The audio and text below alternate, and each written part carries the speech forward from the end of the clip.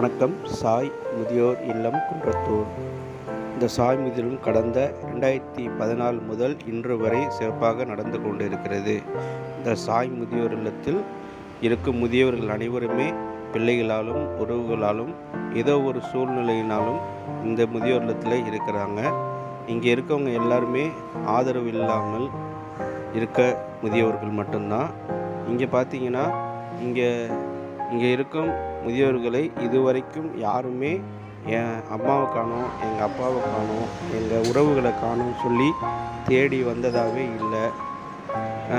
அவங்க வாழ்ந்த காலத்தில் எப்படியெல்லாம் வாழ்ந்திருப்பாங்க, எப்படியெல்லாம் இருந்திருப்பாங்க. இங்கே ஏதோ ஒரு குடும்ப சூழ்நிலைனால இங்கே இருக்கிறாங்க.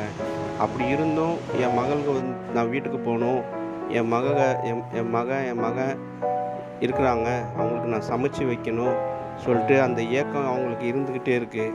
ஆனால் அவங்க உறவுகளுக்கு அது இருக்குதா என்னன்னே தெரியல. அவங்க